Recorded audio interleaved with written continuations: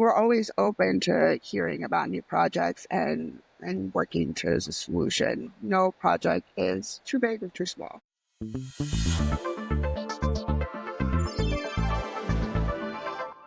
Hello, it's Paul Funk with the Marketing Advice Podcast from Exact. With me today is Nadine Grindell from the Darling Agency. Nadine, welcome. Thank you for having me. Please tell our audience about Darling, how it works. We're an independent design and marketing agency based here in New York City.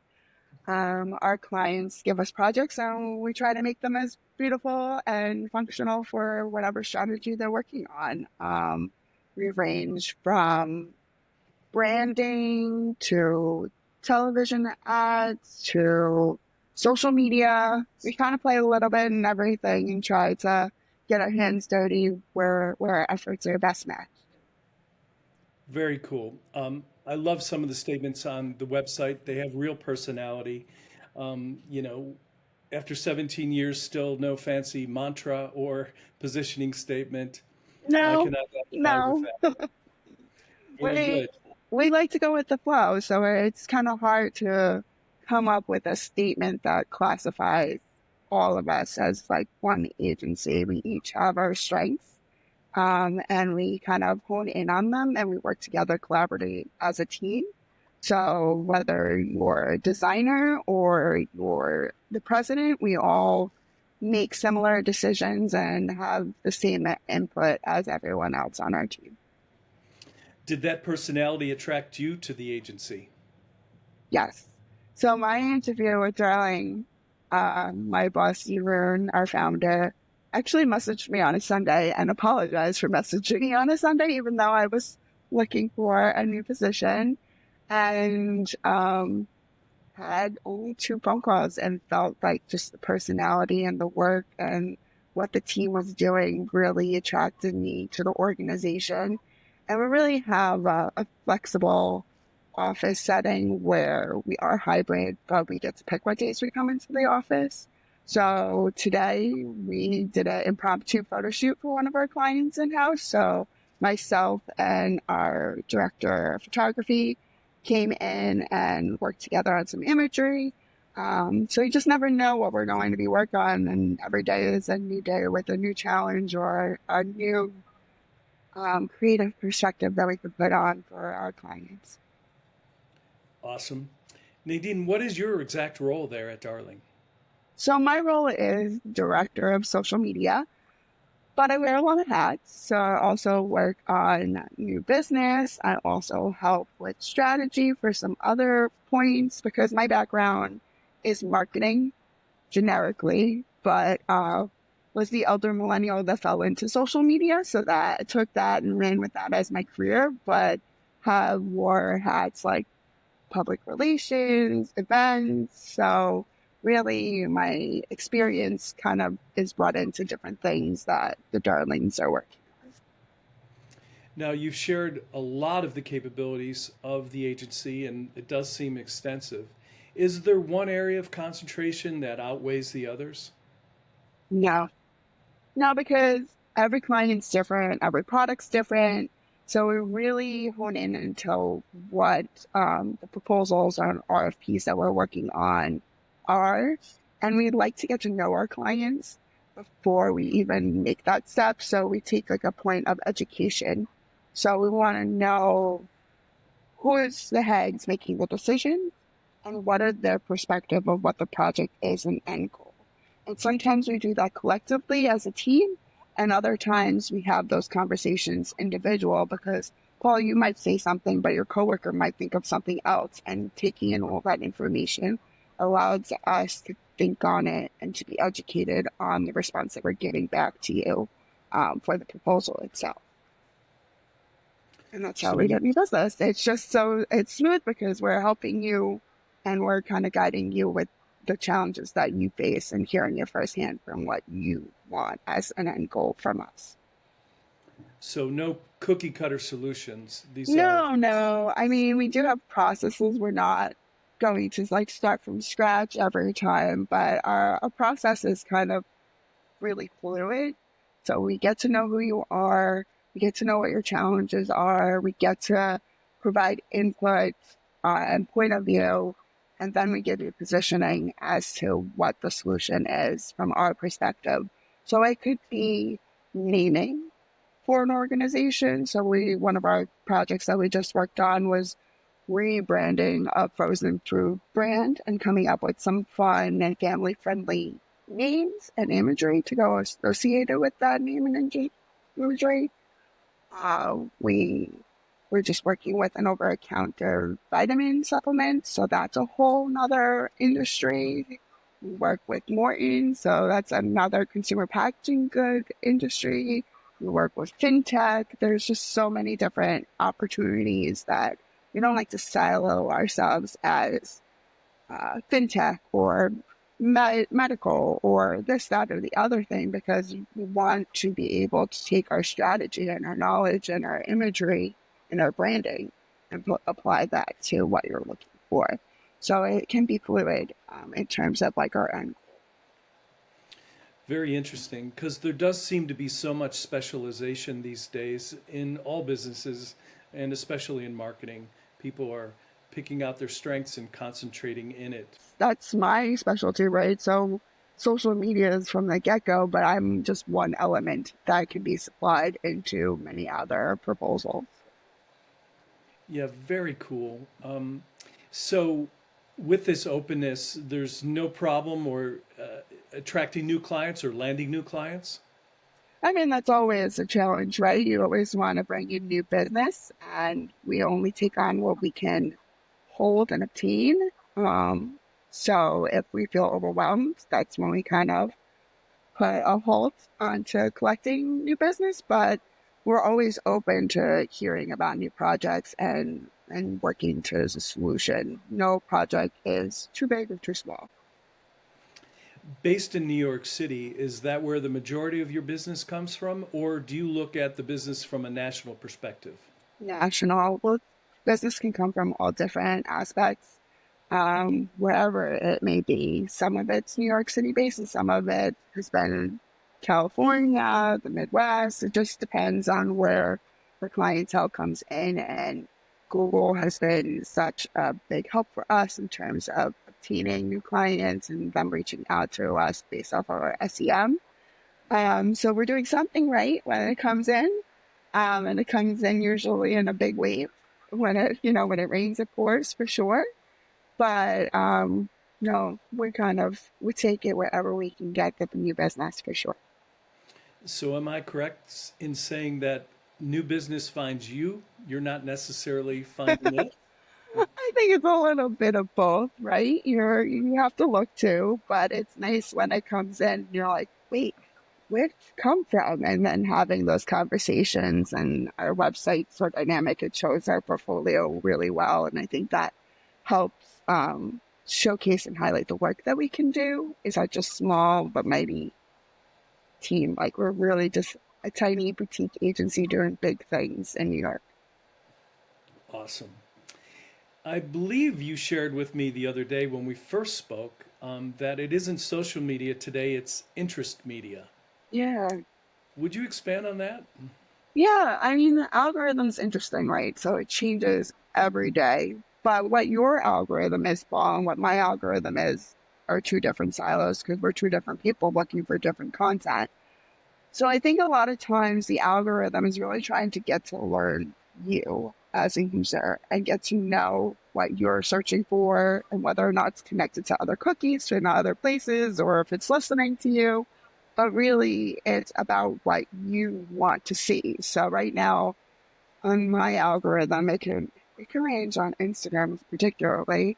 I get horoscope information, so I'm very much into being a Taurus, or recipes for clients and things of that nature, to business humor, and then even toddler content. My sister, I have a nephew, he's 1.5 years old. So a lot of times I'm getting parenting advice and like little tidbits and things like that that I could share with her and kind of bond with her over with my nephew. So it really is what is your interest and what are the people around you interested in. And it's showing you what your community is liking and sharing, so that this way it kind of caters more towards building that community.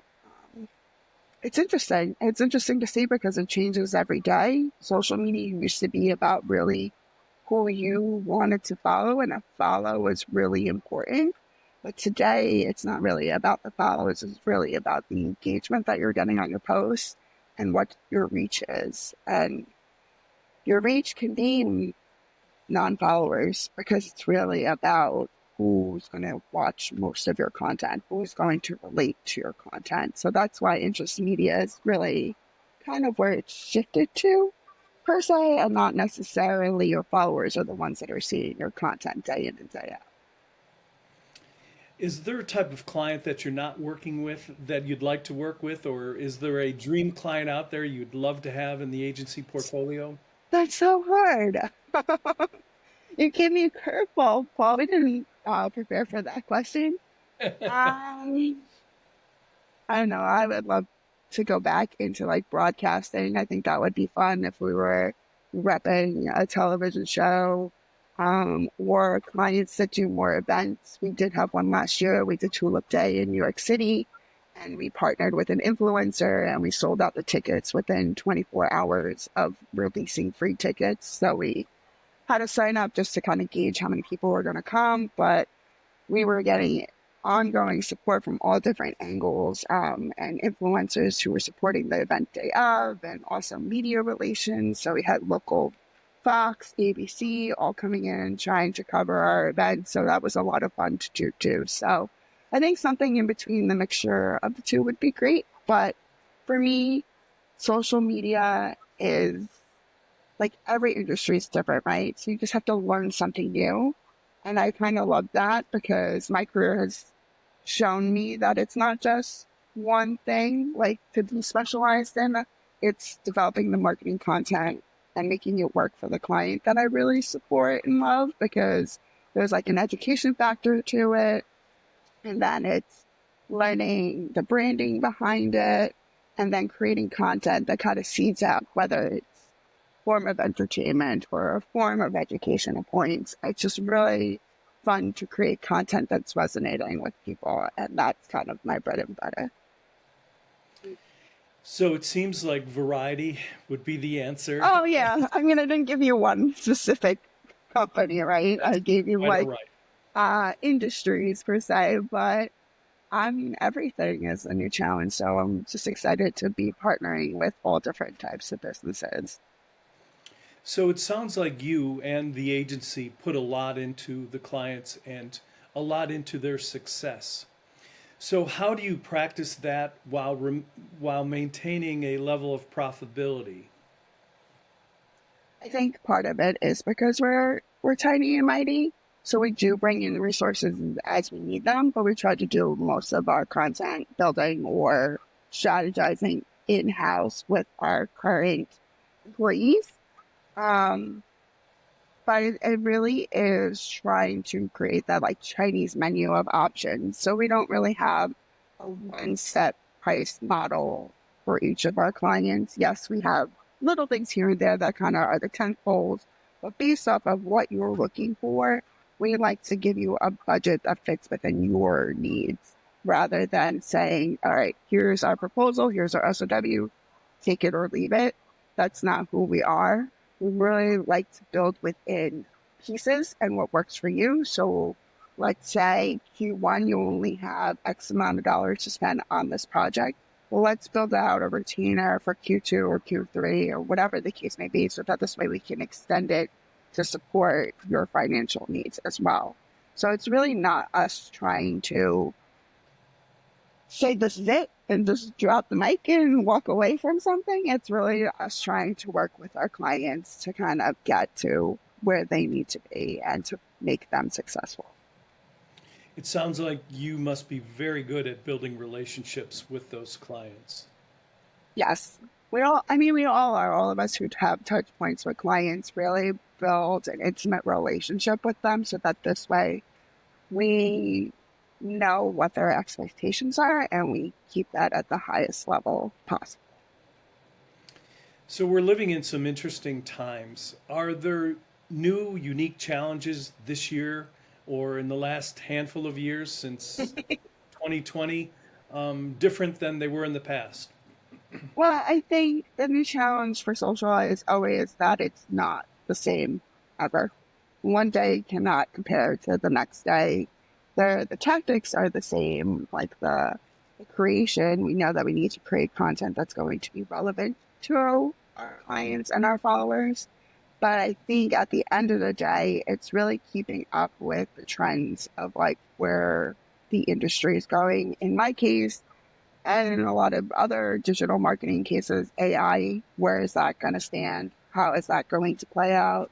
We have tools right now that are supporting those efforts and kind of giving us trends, whether it's through keywords or best practices of what imagery is going to resonate with followers. How do we relate to an entertainment score?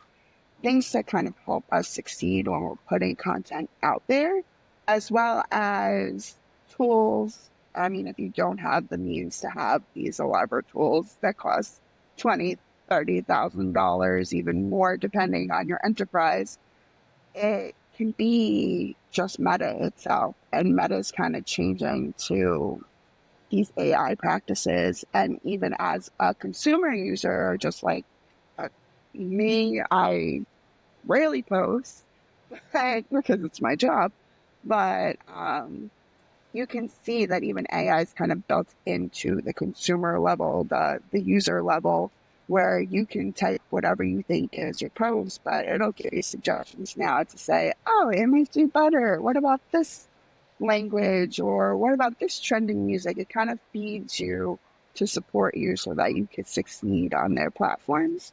And they do it not just on the user level, but also on the business level in terms of ads are running, ads are going to be functional. Do you think about this size or that size, or should you use these 5 links versus those 5 links because it really wants you to obviously spend more time in it, spend more money with them, but also have you succeed at some level and not kind of have you jump off to the deep end, which is what it used to be, right?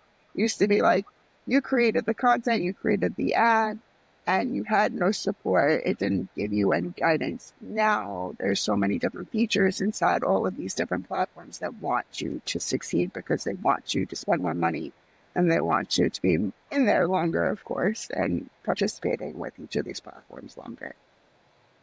Very interesting. So, to say the least, you're embracing it, you're not running from it.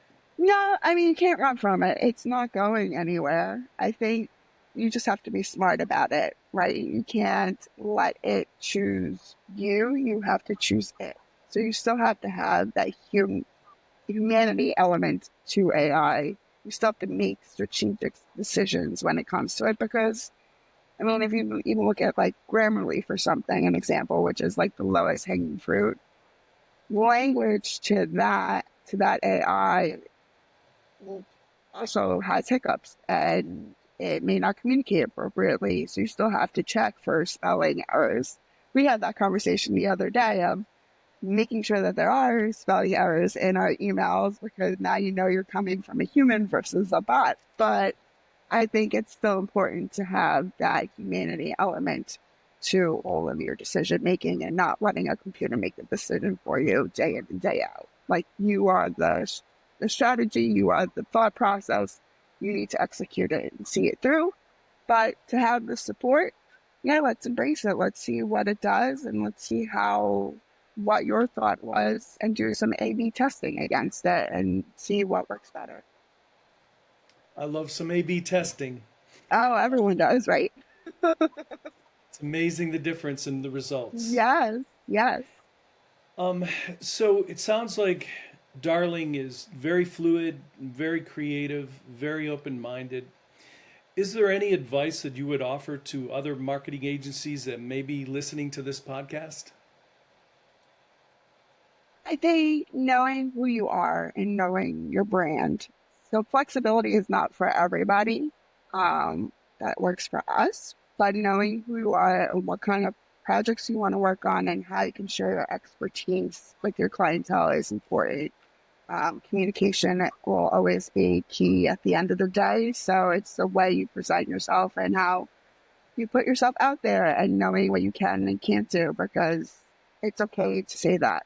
It's okay to say that I can't do this, I don't have that skill set, or it's okay to reach out to others to get that skill set. So just be true to yourself, just be true to your agency. Thank you for that. So, coming up to the last question here, Oh, what is wow. your favorite part of the business, or can you share with us a favorite project?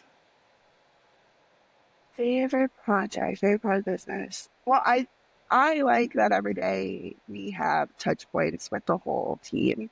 And I think that's really important because it keeps communication clear on what we're working on, and everyone kind of has a stakehold of how we move forward. But favorite project, I really like our offsite shoots for our clients, because it really puts on an old producer hat for me, and we really get to integrate and work with the products and create a storyline or create assets that have a lifeline longer than some of the social media content that we create that may just jump on a trend.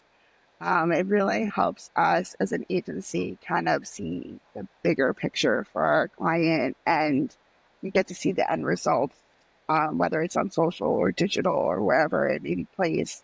That really sparks my creativity, and I don't know, just feel proud at the end of the day. Sounds like you enjoy it. Nadine, did I not get to something that you wanted to share with the Oh. audience with my questions? Is there anything I No, I missed that think you? we touched everything. I think we touched a little bit of everything. Darling is kind of like a recipe, right? We pull all these different things to make something beautiful at the end of the day. Well, that is extremely well said. Thank you for that. Of course. Today I was with Nadine Grindell from Darling Agency in New York City. Nadine, thanks for joining the Marketing Of Advice course. Podcast. Thank you for having me. It's been great.